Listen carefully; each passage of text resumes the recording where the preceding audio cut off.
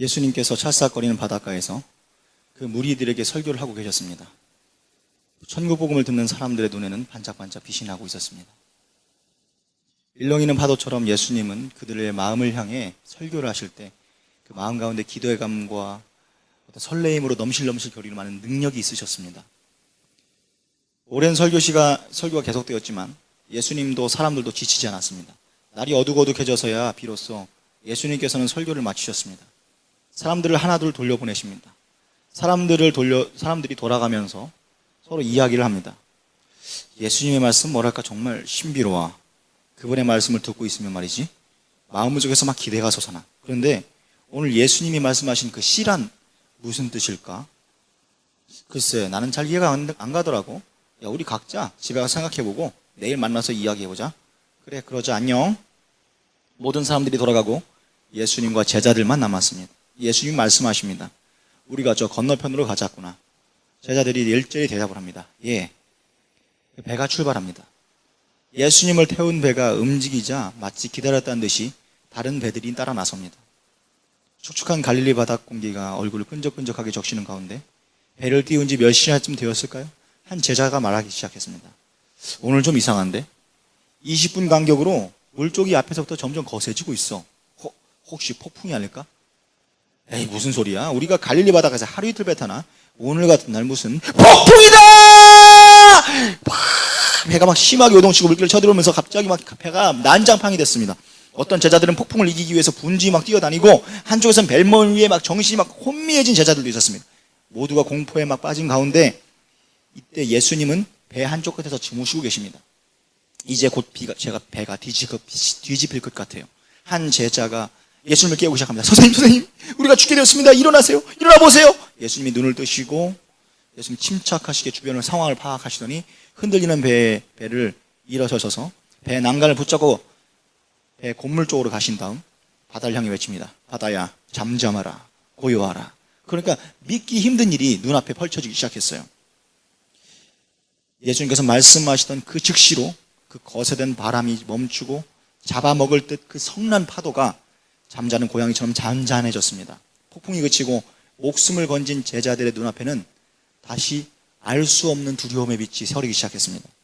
이제 그들의 그 두려움은 그 폭풍으로 인한 것이 아닙니다. 자신들이 지금 밤이고 낮이고 쫓아다녔던 이 사람이 대단한 분인 것은 알았지만 세상의 파도와 바람을 향해서 명령한다고 폭풍이 사그라들다니 과연 이분은 누구란 말일까? 그러면 생각하기 시작했어요. 생각하고 또 생각했어요. 생각하고 또 생각했어요. 묵상을 했단 말이죠. 이분이 누구실까? 그러다가 모든 사람들에게 동일한 깨달음이 딱 왔습니다. 아, 이분은 하나님이시구나. 이제까지 여기까지는 여러분들이 익숙한 내용일 거예요. 그런데 성경의 행간에는, 제가 분명히 성경이라 그랬어요. 제가 지어낸 얘기가 아니고 성경 행간에는 숨겨진 또 다른 이야기가 있어요. 이거는 성경 전체를 면밀하게 그리고 앞뒤의 문맥을 함께 보면서 봐야만 이해가 되는 말입니다. 여러분, 여기 성경에 보면은 여러분, 예수님 배가 떠날 때 함께 출발했던 배들이 있다고 나와요. 성경 지면은요, 왕의 일생도 그냥 몇 살까지 살다 죽었더라 할 정도로 한마디로 표현할 정도로 낭비가 없습니다. 그런데 예수님 배가 떠날 때 다른 배들이 떠났다는 이야기를 굳이 써놓을 이유가 없잖아요. 안 그래요? 맞죠? 대통령의 일정이라고 해도 점심에 뭐 먹었는지는 기록을 안 하죠. 뉴스에서 그런 거, 오늘 대통령께서 돈가스를 점심으로 먹었습니다. 아무리 대통령이지만 대통령의 점심 식사까지 얘기하진 않죠. 예수님 배가 떠났습니다 하면 됐지. 왜 다른 배들이 함께 떠났단 말을 거기다 써놨을까요? 자, 이제 여러분들의 상상력을 발휘해서 그 배들에게 무슨 일이 일어났는지 한번 생각해 보겠습니다.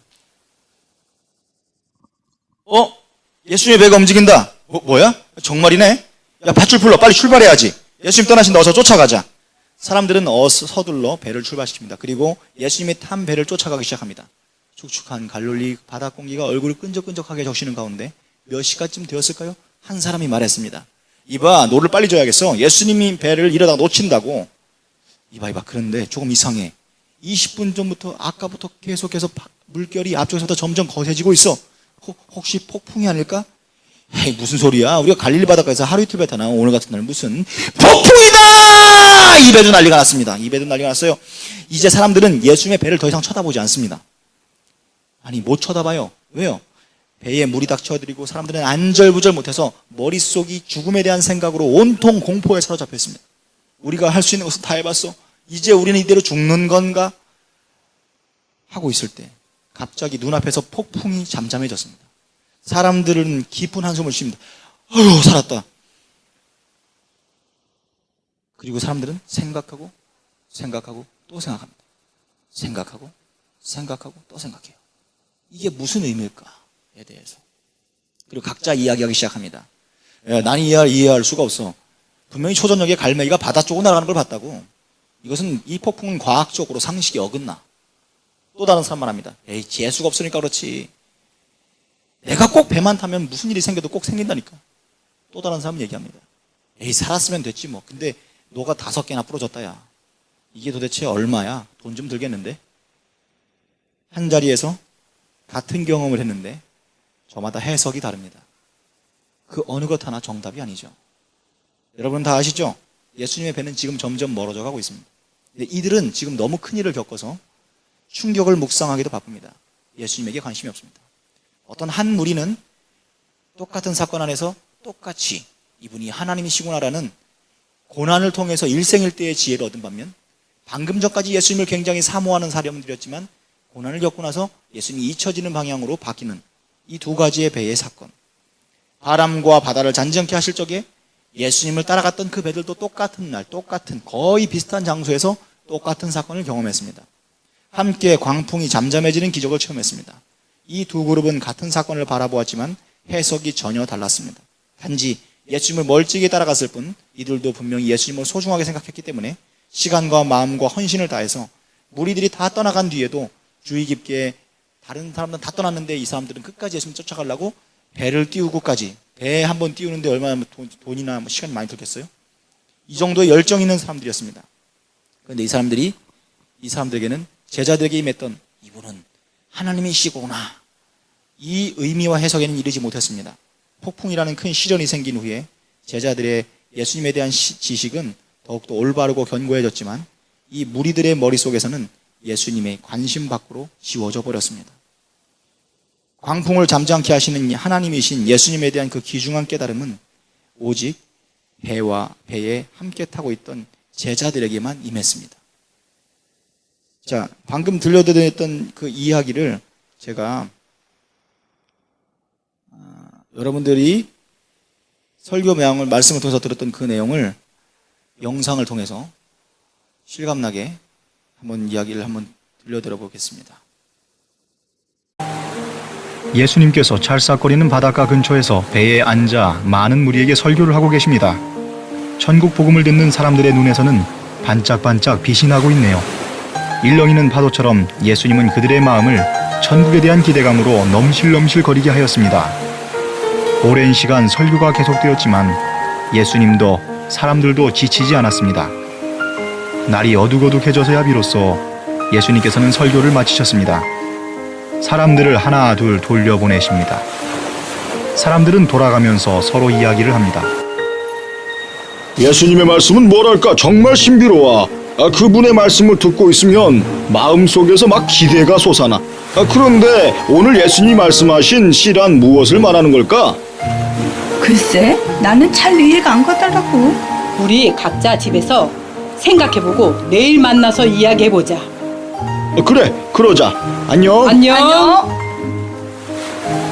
모든 사람들이 돌아가고 예수님과 제자들만 남았습니다. 예수님이 말씀하십니다. 우리가 저 건너편으로 가자꾸나. 배가 출발합니다. 예수님을 태운 배가 움직이자 마치 기다렸다는 듯 다른 배들이 따라 나섭니다. 축축한 갈릴리 바다 공기가 얼굴을 끈적끈적하게 적시는 가운데 배를 띄운 지 몇 시간쯤 되었을까요? 한 제자가 말했습니다. 오늘 좀 이상한데? 20분 간격으로 물결이 앞쪽에서부터 점점 거세지고 있어. 혹시 폭풍이 아닐까? 무슨 소리야? 우리가 갈릴리 바닷가에서 하루 이틀 배 타나? 오늘 같은 날 무슨 폭풍이다! 배는 심하게 요동치고 물결이 쳐들어오면서 순식간에 갑판이 난장판이 되었습니다. 어떤 제자는 폭풍을 이기기 위해 분주히 뛰어다니는 동안 한쪽에서는 뱃멀미에 정신이 흐려진 제자도 있었습니다. 모두가 죽음의 공포에 사로잡힌 이때 예수님은 배 한쪽 끝에서 주무시고 계십니다. 이제 곧 배가 뒤집힐 것 같습니다. 한 제자가 예수님을 깨우기 시작합니다. 선생님, 우리가 죽게 되었습니다. 일어나 보세요. 예수님께서 눈을 뜨셨습니다. 예수님은 침착하고 차분한 표정으로 주변을 둘러보십니다.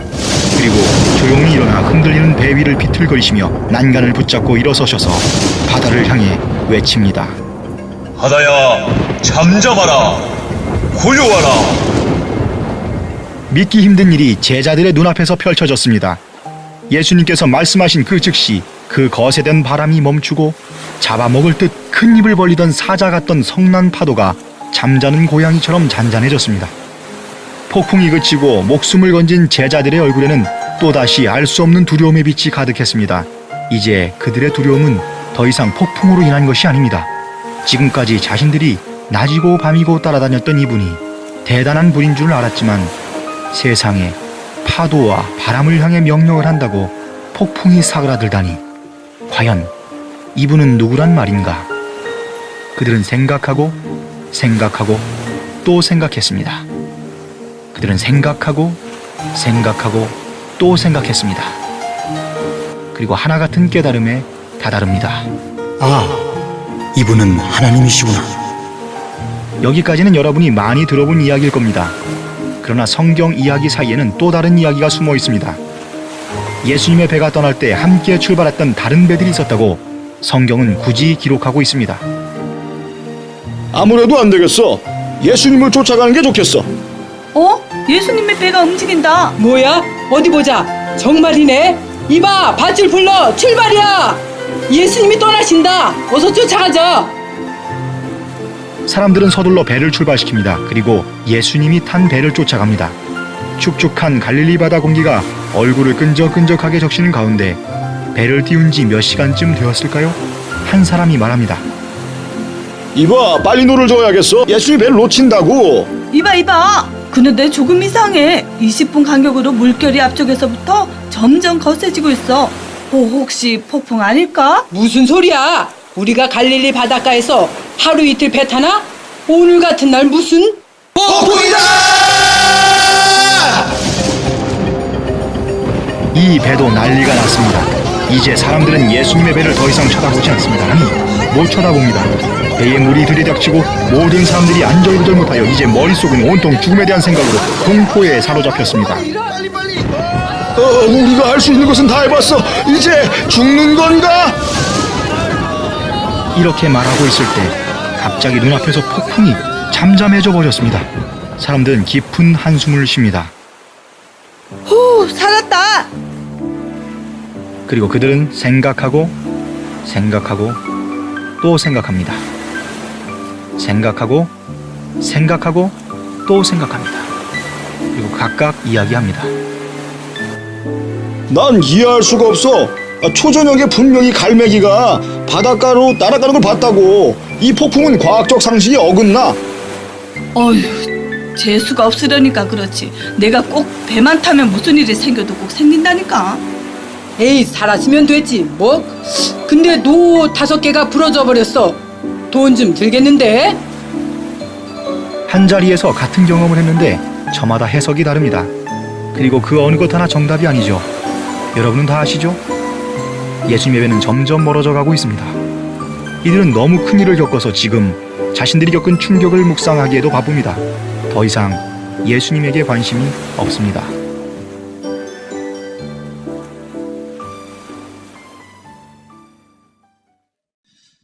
자, 여러분 그 느껴지십니까?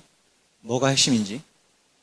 예수님을 함께 사모하고 우리가 신앙생활을 열심히 해도 하나님이 가르쳐주고자 하는 것을 알 수 있는 사람이 있는가 하면 알 수 없는 사람들도 있습니다.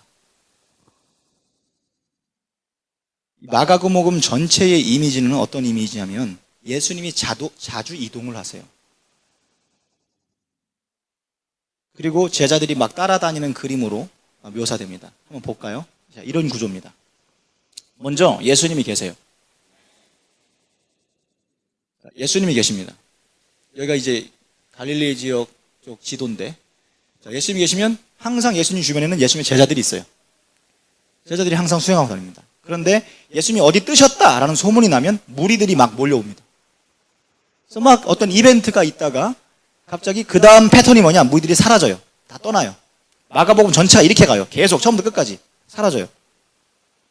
그 다음 예수님과 제자들이 이동합니다. 그 다음 또 무리들이 또 몰려듭니다.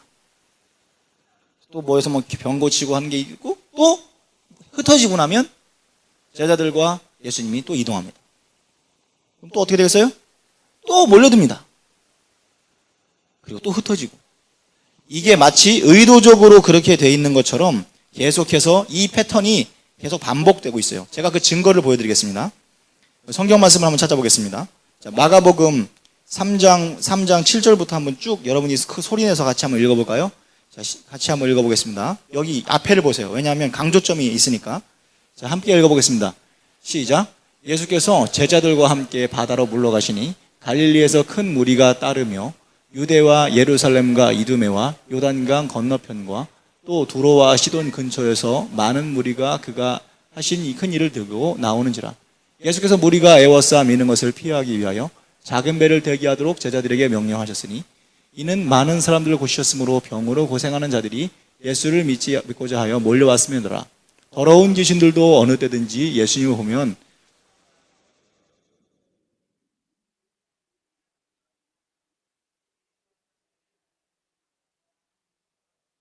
또 산에 오르사 자기가 원하는 자들을 부르시니 나온지라. 이에 12를 세우셨으니 이는 자기와 함께 있게 하시고 또 보내사 전도도 하며 귀신을 내쫓는 권능도 가지시에 하려 하심이라. 이 12를 세우셨으니 시몬에게는 베드로라는 이름을 더하셨고 또 세베대의 아들 야고보와 요한의 형제 요한이니 이 둘에게는 보아너게 곧 우리의 아들이라는 이름을 더하셨으며 또 안드레와 빌립과 바돌로메와 마테와 도마와 알페로의 아들 야고보와 및 다데오와 가나안인 시몬이며 또 가룟 요단이 이는 예수를 판 자더라. 집에 돌아가시니 무리가 다시 모여들므로 식사 기회를 넘는지라. 자, 저희가 지금 본문을 통째로 읽었죠. 요 사이에도 벌써 몰려들었다가 흩어졌다가 몰려들었다가 흩어졌다 제자들만 예수님하고 남았다 하는 장면이 나오죠. 자, 여러분 이제는 다 읽지는 않겠지만 그 다음 한번 보세요. 여기도 한번 노란색 글씨를 한번 잘 보십시오. 유심히 보십시오. 보시면 예수께서 바닷가에서 다시 가르쳐요. 그랬더니 큰 무리가 몰려들어요. 예수님이 또 바다 위에 떠 앉아 있는 거기서 배에서 무리들하고 사이를 두고 분명히 구분이 됐죠. 물이 있으니까 가까이 못 오죠. 그렇게 설교를 합니다. 그리고 10절에 보니까 예수께서 홀로 계실 때 또 함께 한 사람들이 12 제자와 더불어 그 비유를 물어봅니다. 자, 보시죠. 지금 방금 얘기했던 이 패턴은요, 제가 지금 말한 앞쪽에도 나오고 그리고 뒤쪽 본문에도 계속해서 이어집니다. 그래서 마가복음 전체가 같은 이 패턴으로 갑니다. 마치 예수님과 제자와 무리는 마가복음의 주요 등장인물인 것처럼 무리가 거의 한 타수로 이렇게 되어 있어요. 그래서 예수님의 이동 경로를 따라서 계속해서 등장합니다. 그런데도 예수님은 늘 무리와 제자를 구별할 뿐만 아니라 차별도 합니다. 차별하는 것처럼 보입니다. 어떤 때는요, 배를 띄우고 이게 제자들, 사람들하고 이렇게 멀리 떨어지게 하시고 무리를 일부러 피해 다닐 때도 있으며 제자들만 따로 모아서 비유를 하는 장면이 많이 나오고 심지어 오늘 본문에는 그렇게 하는 것이 노골적으로 예수님의 의도라고까지 말씀을 하십니다. 오늘 본문 바로 앞쪽에 보면 이 폭풍 만나는 사건 바로 앞쪽에 보면 이런 말이 나옵니다. 자, 보세요. 2번 누르셔야 될 거예요. 넘기세요. 자, 앞쪽을 잘 보십시오. 저 노란색 글씨 한번 읽어보겠습니다. 시작.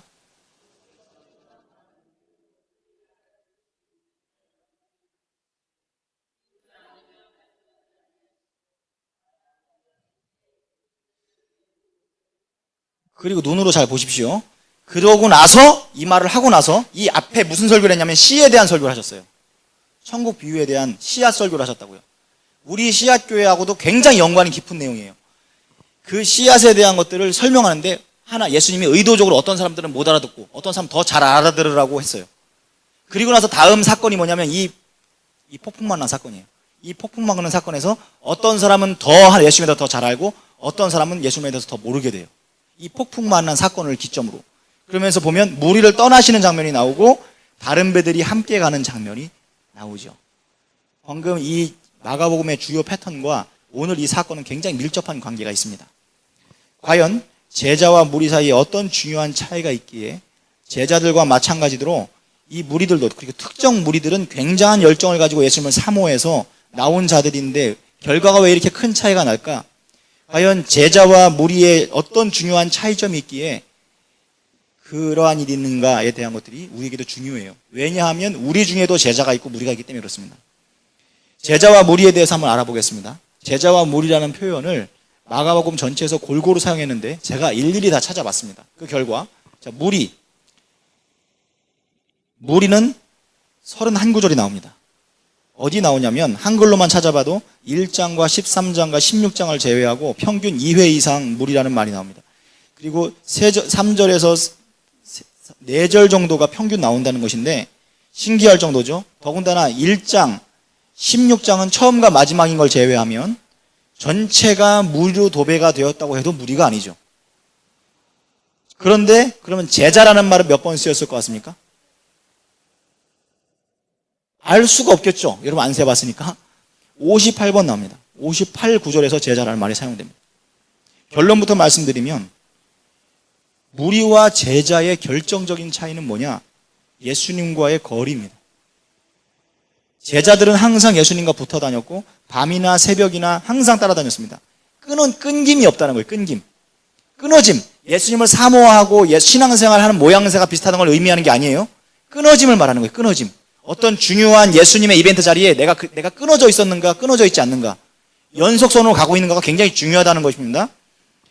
무리는 흩어졌다가 소문 듣고 몰려오거나 자기가 필요한 것이 있으면 몰려들었다가 재볼일 바라보면 사라지고 이런 모습입니다.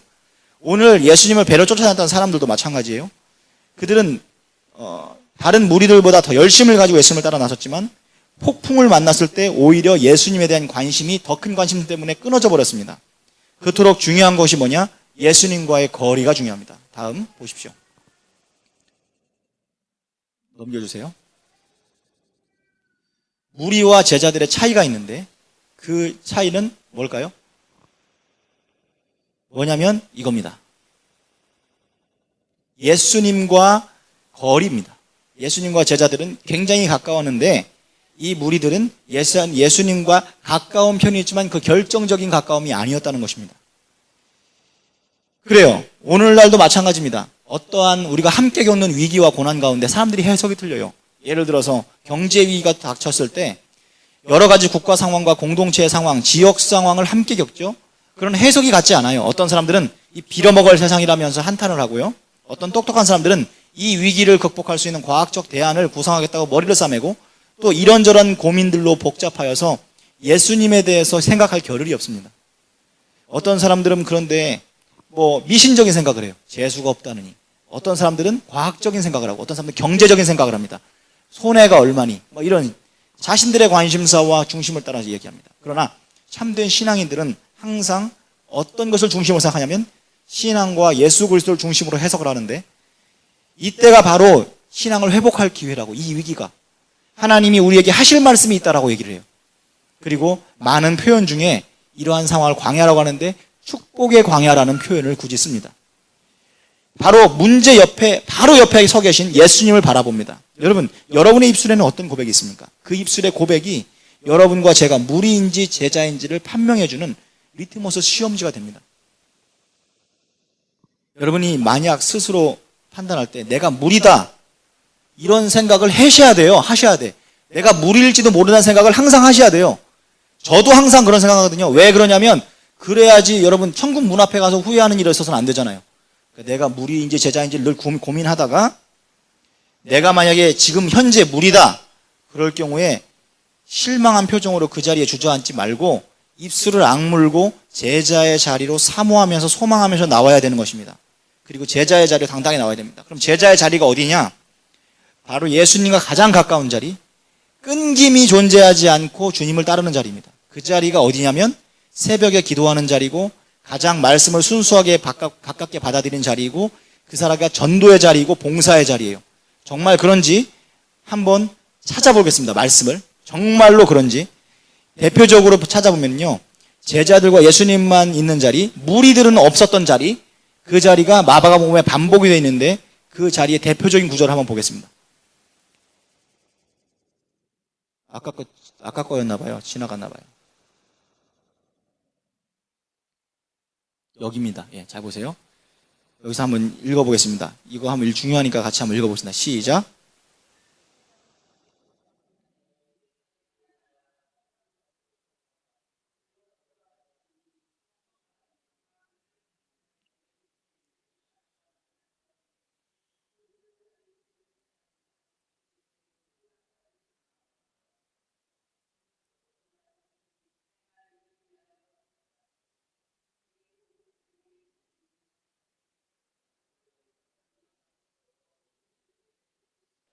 잘 보세요. 새벽 오히려 미명에 다른 사람들은 무리들은 없었어요. 그런데 제자들은 예수님이 어디서 기도하는지도 알고 있었고, 그리고 예수님과 함께 있었기 때문에 그 시간에 예수님이 뭘 하는지도 알고 있었습니다. 바로 그 새벽 기도하는 자리에서 무슨 일이 벌어지냐면, 여기서 바로 그 자리가 기도하는 자리였고, 말씀을 듣는 자리였고, 그다음에 전도하는 자리였고, 보세요. 전도도 거기서 나오죠. 어떻게 된 거예요 지금? 자, 전도도 거기서 나오죠. 그리고 거기서 봉사도 나와요. 헌신도 거기서 나옵니다. 새벽, 무리들은 흩어져 있을 그 새벽 시간, 제자들은 예수님이 어디 있는지를 알고 있었습니다. 그들은 언제나 예수님과 함께 있었기 때문에 그렇습니다. 예수님과의 만남이 끊김이 없습니다. 여기 본문에서 무리들은 어떤 자리에서 끊어졌어요? 바로 기도하는 자리인데, 무리들은 예수님께 어디 있는지 모를 때 제자들한테 와서 예수님에 대해서 물어봅니다. 그랬더니 그 제자들이 마치 하나님과 우리 사이에 예수님이 중보자가 되듯이 제자들이 중보자가 되어서 예수님의 위치를 알고 있는 제자들이 주님께 찾아와서 무리들이 당신을 찾고 있습니다라고 얘기합니다. 제자의 자리는 어디냐면 예수님의 기도하는 자리에 함께 있던 사람들입니다. 자, 보세요. 바로 기도하는 자리에서 바로 예수님의 사역인 전도가 시작되는 모습, 그리고 내가 이를 위해서 왔노라라고 말하시면서 3장 14절에서는 예수님은 제자들을 세워서 자신의 지상 사명인 전도를 직접 맡기시는 장면도 나옵니다. 여러분, 제자 하면 제일 먼저 어떤 이미지가 떠오르십니까? 제가 성경을 통해서 제자를 제가 직접 만나기 전에, 이 제자라는 말을 직접 공부하기 전에 밖에서부터 하도 제자 소리를 많이 들어가지고 요즘엔 사라졌어요. 한 불과 10년 전에 제자 제자가 거의 그 브랜드화가 돼가지고 제자를 엄청 떠들고 다닐 때 이렇게 느껴졌습니다. 제자라는 것은 제자 훈련 성경 공부의 그룹에 참여하는 세련된 크리스찬이다, 이런 느낌이 들어졌습니다. 제자라는 말 자체가 현대에 와가지고 아이템화가 되고 제품화가 되고 브랜드화가 돼가지고 안타까웠습니다. 제자의 길은 목숨까지도 부인하는 온전한 자기 희생이고, 그리고 죽음을 의미합니다. 너희가 나의 이 길을 따르려냐 하는 이 길은 예수님이 걸어가신 똑같은 길을 의미합니다. 예수님의 영광에 참여하죠. 예수님이 병 고치시고 능력이 나타날 때, 그리고 자기들 손에서 능력이 나타날 때 얼마나 사람들이 우러러보고 하겠어요? 화려한 사역들. 그런데 그거를 닮은 것이 제자들이 아니고, 결국은 예수님이 나중에 제자들이 찾아와서 물어봅니다. 나도 한 자리 주십시오. 당신이 메시아 돼가지고 정권 잡으면 한 자리 주십시오. 그걸 기대하면서 왔을 때 네가 이 잔을 마실 수 있냐? 라고 했대. 예, 마실 수 있습니다. 그랬더니 예수님이 뭐라 하냐면, 웃기는 소리 하지 마. 니들은 못 마셔. 이러지 않고, 그래, 니들이 뭘 구하는지 모르지만 마시게 될 거야, 이렇게 얘기합니다. 그리고 나중에 예수님 돌아가시고 나서 제자들이 똑같이 다 십자가 집니다. 비참하게 죽습니다. 사형당해서 죽습니다. 진짜로 예수님 말씀하셨던 것처럼 그 사람은 그 당시에 자신들이 구하는 게 뭔지를 몰랐지만 마지막 결과적으로 진짜 예수님하고 똑같은 길을 갔습니다. 예수님께서 부르실 때 이 세상에서 걸레같이 쓰임받고 천국에서 화려하게 부활하는 예수님의 삶이 제자의 삶입니다. 이 세상에서 여러분, 예수님 믿는 것 때문에 유익이 하나도 없을지라도, 아예 하나도 없을 수 있어요. 아예 그냥 다른 사람 보기에 고통과 그냥 수치와 이런 거밖에 없을 수도 있어요. 근데 그것까지도 각오하고 십자가의 길을 똑같이 걸어가는 것, 그게 바로 제자입니다. 여러분, 이 사실을 알고도 제자가 되겠습니까? 예수님께서 여러분에게 가까이 오시기를 사모하십니다. 여러분, 제자의 편에 서시겠습니까? 여러분, 놀라운 사실이 하나 있어요. 이거는 성경에 직접적으로 나와 있는 거 아닌데 거의 확실한데 아직도 아무도 설교하지 않았던 내용이에요. 깜짝 놀라서 준비하세요. 예수님이 12명 제자에게만 초청했을 것 같습니까?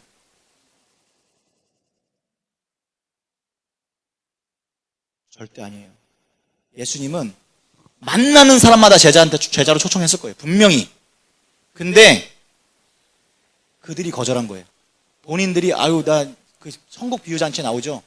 나 지금 나 결혼하니까 나 소도 시험해봐야 되고 다 우선순위가 예수님보다 더 큰 게 있어가지고 자기 스스로 거절했던 거예요. 그러면 왜 12명만 기록되어 있냐? 초청에 응한 사람 이야기만 적혀 있는 거예요.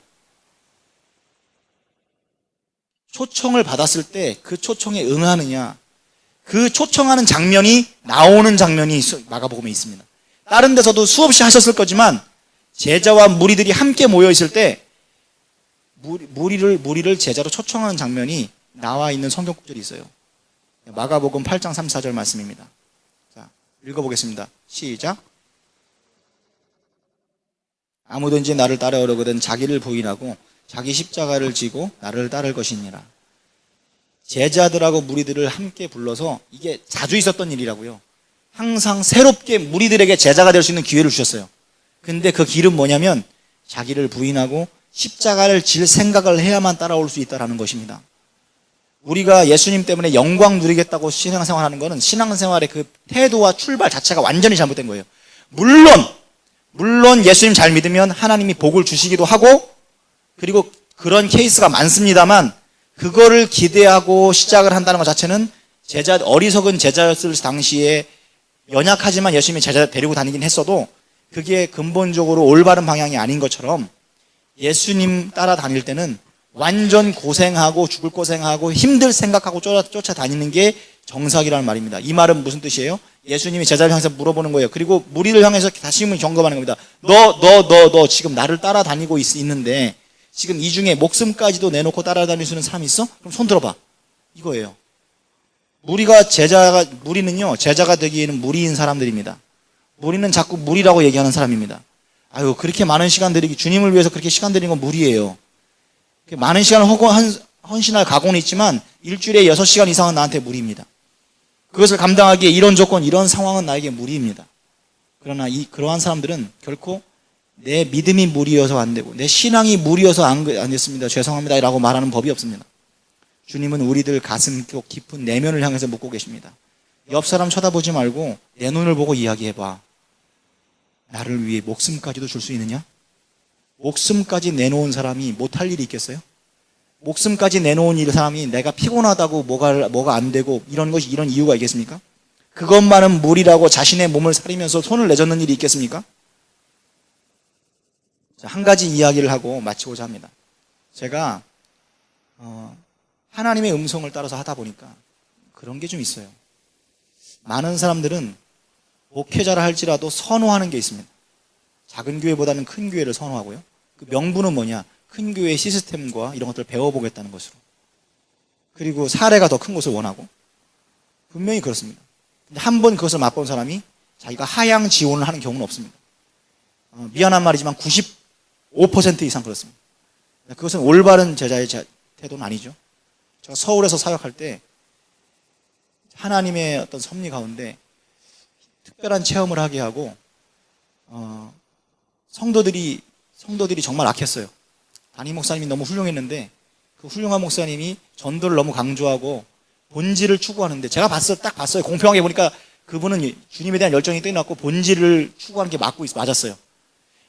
마음속 깊은 곳에 약간 사리사욕이 있을 수 없을지 그거는 내가 알 바 아니지만 분명히 그 모양새나 그런 것들이 주님을 위한 게 맞았어요. 그런데 성도들이 한 50년 된 교회에서 자기네들끼리 너무너무 편하고 좋은 거야. 다른 사람이 오는 게 싫어. 그래서 실제로 사람들이 새로 오면 되게 싫어하는 기색들이 가득했어요. 그러면서 항상 자랑하는 게 우리 50년 된 교회라고. 근데 이분이 와가지고 막 전도 축제하고 막 사람들이 막 하니까 사람들의 마음속에 막 스트레스가 이 목사님이 하는 일에 대한 스트레스가 너무 컸어요. 그래서 위임 투표를 하는데 동네 청년들, 다른 교회 다니는 청년들 막 불러 모아다가 전도 물품 쌓아놓고 한 번도 전도 안 하면서 그 전도 물품 창고에 쌓아놓고 자기들만 어디 있는지 알고 있는데 그걸 갖다 주면서 뇌물로 주면서 위임 투표 반대하는 투표 내라고. 그랬어요. 그래서 결국은 그 목사님을 좋아하는 분들이 더 많았지만, 좋아하고 바르다고 생각했지만, 그 악한 사람들의 그 공조로 위임 부결을 시켰습니다.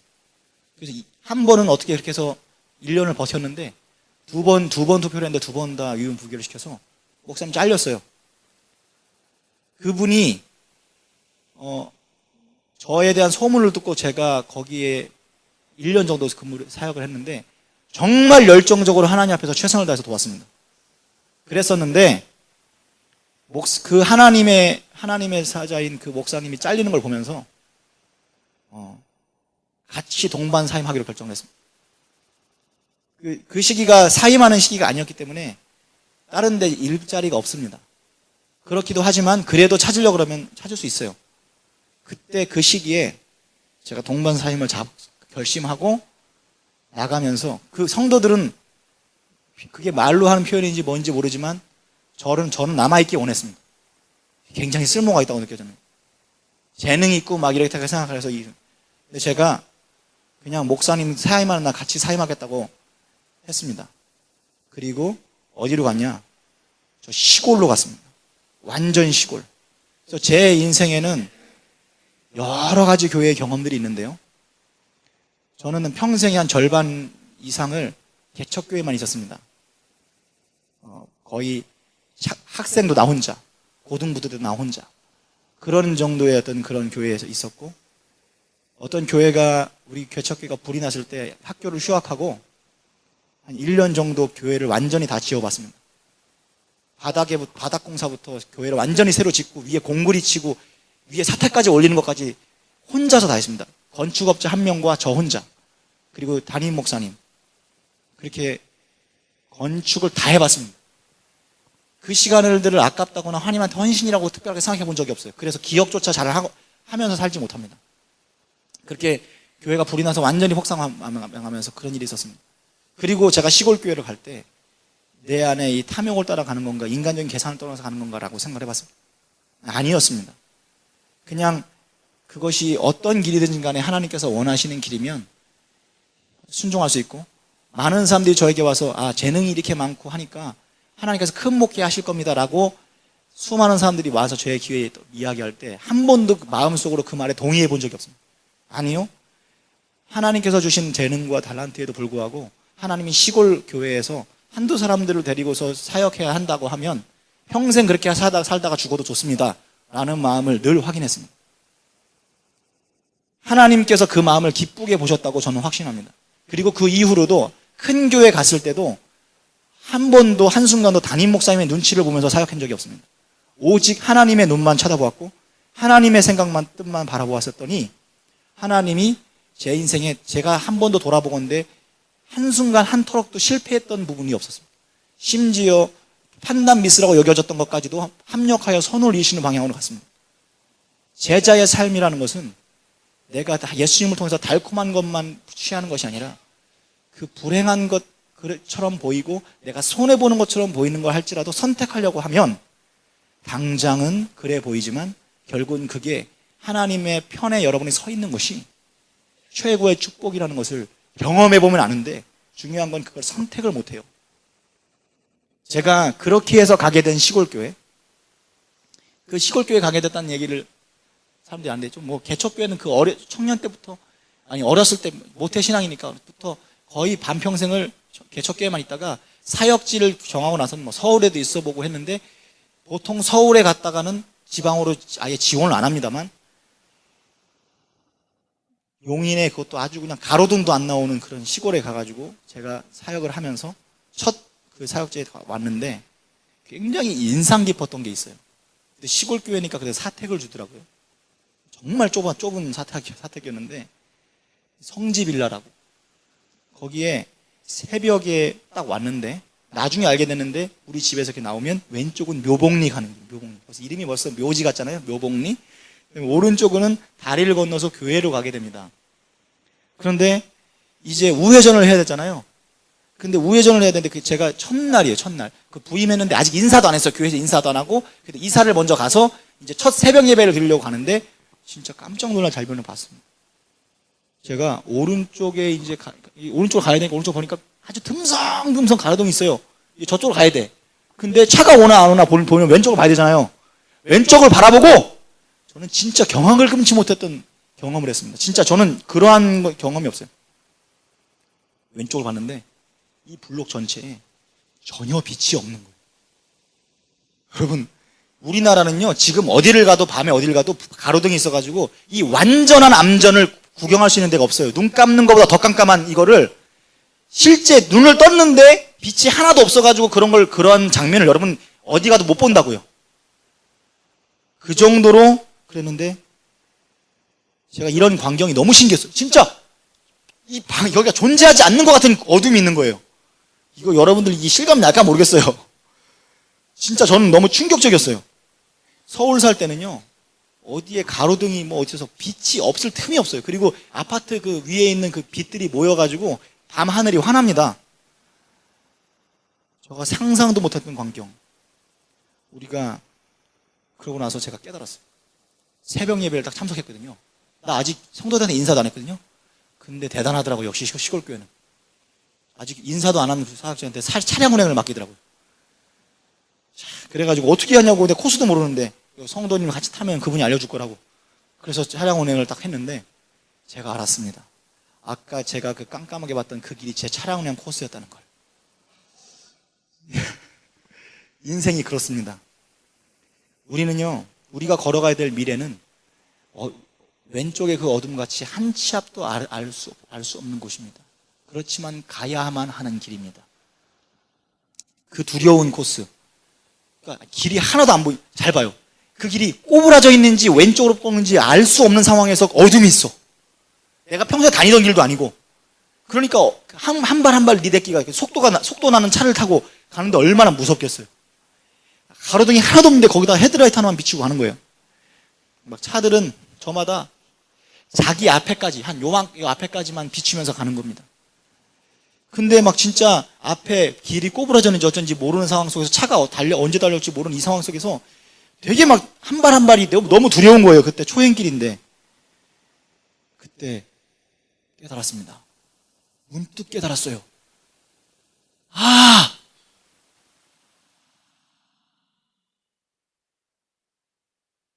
차에 이런 게 있었지? 쌍라이트. 그전에는 쌍라이트가 있었지만 그게 어디에 쓰는 건지 몰랐어요. 왜? 서울 살 때는 켜본 적도 없고 켤 일도 없고 켜면 안 되는 거예요. 왜? 켜면 상대방이 이렇게 눈부시면서 교양 없는 거예요. 쓸 일도 없고 써서도 안 돼요. 그래서 있는지 없는지 몰랐던 그 기능. 이럴 때 쓰라고 있는 거구나.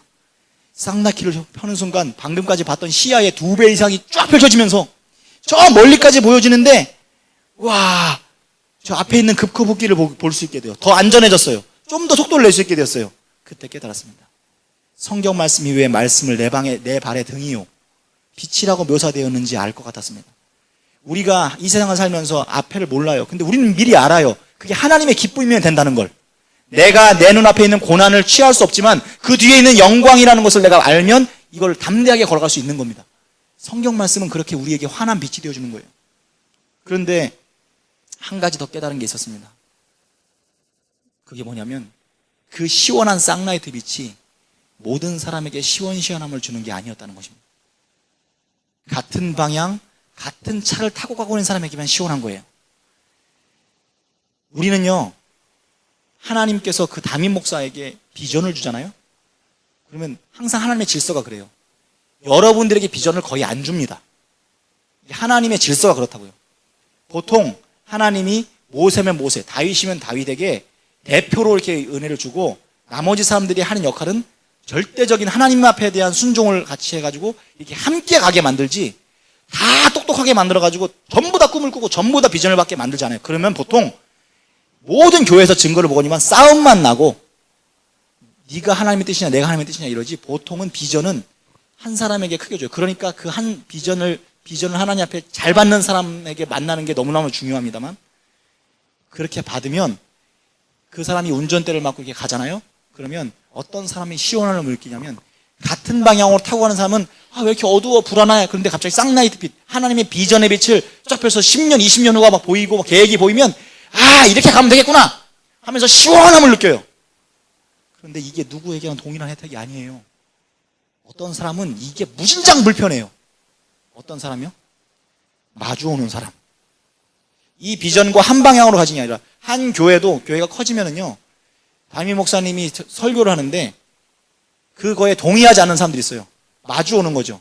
그러면 오히려 그 비전을 함께 따라가게 되면 시원함을 느끼고 하나님의 은혜를 느끼고 너무너무 힘있고 활력있고 은혜 가운데 갈 수 있는데, 마음으로 그 비전과 마주 달려오면 하시는 말씀마다, 그리고 그게 더 크게 큰 하나님의 큰 스케일이면 스케일수록 눈부시고 짜증나고 이렇게 되게 되어 있다는 것입니다. 왜 이렇게 나를 이렇게 계속 불편하게 만들지?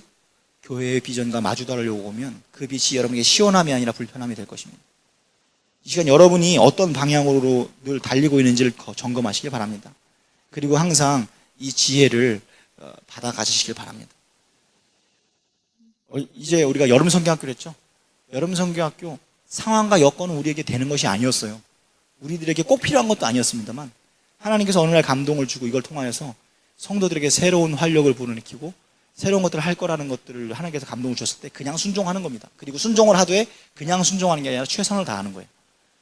언제든지 하나님은 최선을 다하는 것을 무진장 기뻐하시는데, 여러분, 무리나 제자들이나 모두 예수님 근처에 있습니다. 그러나 어떤 사람도 모두 말씀도 사모하고 말씀 근처에 살아가는 사람들입니다. 그런데 그 말씀에 대한 약간의 시각의 차이와 거리의 차이, 태도와 해석의 차이, 그걸 만들었고 무리와 제자를 구분지었습니다.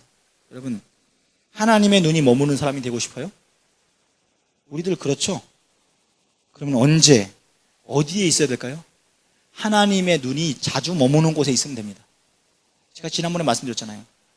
어른하고 걸어갈 때는 왼쪽에 서는 거라고. 사람의 목의 구조가 왼쪽으로 돌려야 더 편합니다. 오른쪽으로 돌리는 것보다. 돌려보세요. 그 어른이 눈두기 편한 곳에 내가 서 있는 거예요. 그게 예의고. 근데 기사들이 여자들 보호할 때는 어느 쪽에 세운다고요? 오른쪽에 세워요. 불편하라고? 아니요, 칼 뽑다가 고기 쓸지 말라고 여기다 오른쪽에 세우는 거예요. 다 배려가 있는 거예요. 마찬가지로 하나님이 자주 쳐다보는 곳에 가 있는 거예요. 여러분의 몸을 갖다 두는 거예요. 그냥 하나님이 관심 가지고 하나님이 기뻐하는 자리에 그냥 가 있으면 돼요. 그러면 내가 하나님 나 좀 쳐다봐 주세요 하면서 죄 짓는 곳에 가가지고 하나님 나를 왜 안 쳐다봐 주세요 이러지 말고, 하나님이 기뻐하시는 자리, 새벽에 기도하는 자리, 예수님이 전도하는 자리, 사역의 자리, 하나님께서 그냥 머무시는 곳, 예수님이 즐겨가시는 곳에 가 있으면 예수님의 눈에 뜨게 돼 있는 거예요. 그냥 그겁니다. 그래서 발치에 앉아있던 마리아가 마르다보다 나은 거예요. 열심히 일하지만 예수님 지금 시야 밖에서 일하면서 속으로는 뭐야, 시기심과 질투심이 가득해가지고 왜 지금 나 이렇게 일하는데 쟤는 일도 안 하고 막 이러고 있잖아요. 예수님 바라보면서 해야죠. 예수님 가장 발바닥 밑에, 예수님이 눈만 들면 좌로 돌려도 오래 돌려도 바로 밑에 있기 때문에 그냥 시야에 들어오는 그 자리, 그걸 사모하시고 그 자리를 차지하시기를 바랍니다. 축복합니다.